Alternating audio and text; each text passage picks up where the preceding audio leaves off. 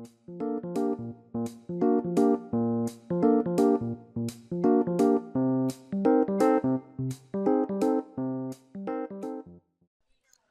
This is Amit from just tutor और हम आज के इस सेशन में प्रोपोर्शंस के बारे में स्टडी करेंगे।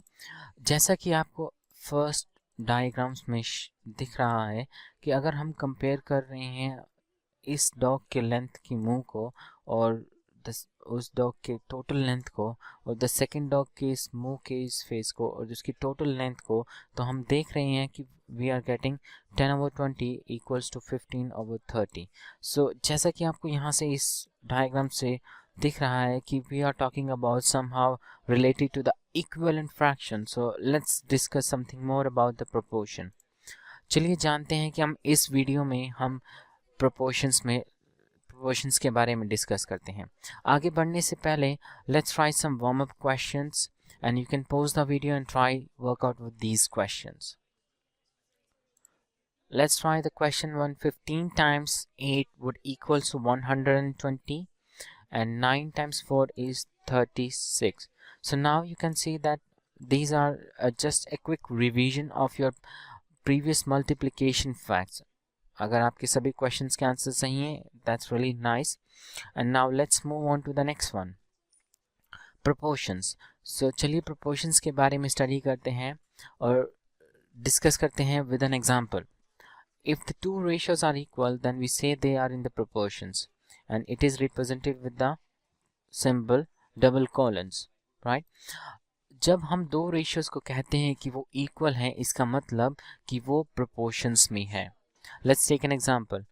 अगर हम क्लास 5th के गर्ल्स और बॉयज़ के रेशियोज़ को कंसीडर करते हैं which is 2:4 and the class 6 के गर्ल्स एंड बॉयज़ के रेशियोज़ को देखते हैं which is 4:8। अगर हम इन दोनों रेशियोज़ को सिंप्लीफाई करते हैं तो हमें मिलता है 1:2।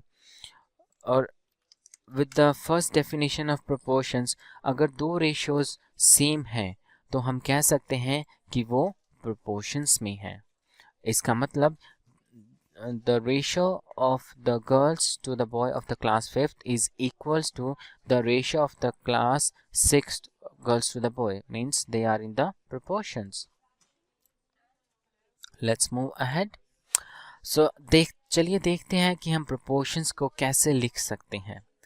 जैसा कि हमने पिछले स्लाइड में डिस्कस किया कि the number of girls from the class 6th are 2 and number of girls from the class 6th are 4. I think I have said it wrong. So the class 5th से जो number of girls हैं वो हैं 2, जैसा कि इस ratio में लिखा हुआ है 2:4, और जो number of girls from the class 6th are 4 from 4:8. A number of boys are 4 in the and the number of boys are 8. अगर हम इन रेशियोज को सिंप्लीफाई करते हैं तो हमें मिलता है 1:2। तो हम इन्हें प्रोपोर्शंस में किस प्रकार से लिख सकते हैं, which is 2:4 and now the double colon of the ratios and we'll say that 4:8.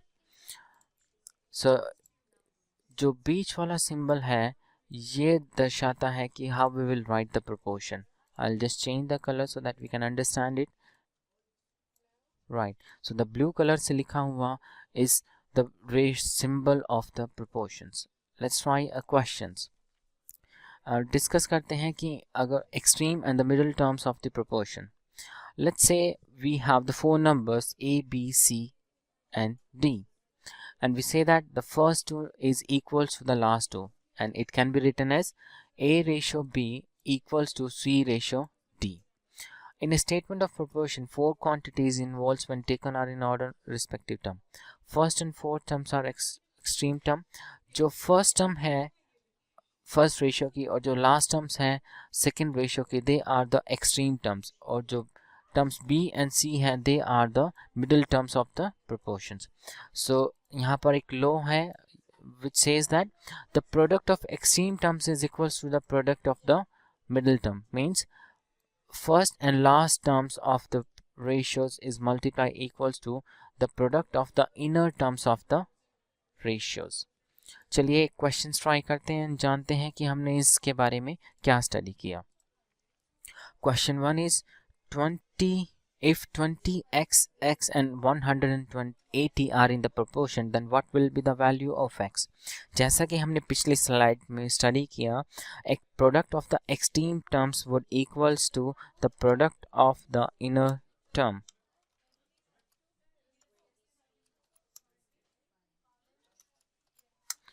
So 20 into 180 would equals to 360, which is equals to x square.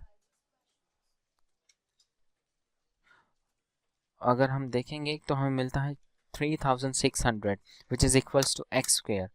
अगर हमें x की वैल्यूज निकालनी है तो हम कहेंगे कि ये 60 है, क्योंकि हमें 3600 का स्क्वायर रूट लेना होगा, which is a square root of 3600, and that would equals to 60. तो जो वैल्यू है x टर्म्स की, which is a missing value of this terms, which is 60 in this question. That's really good. Thank you for watching the video, and if you like the video, you can subscribe to the Just Tutor, and you can log into the justtutor.com. Thank you.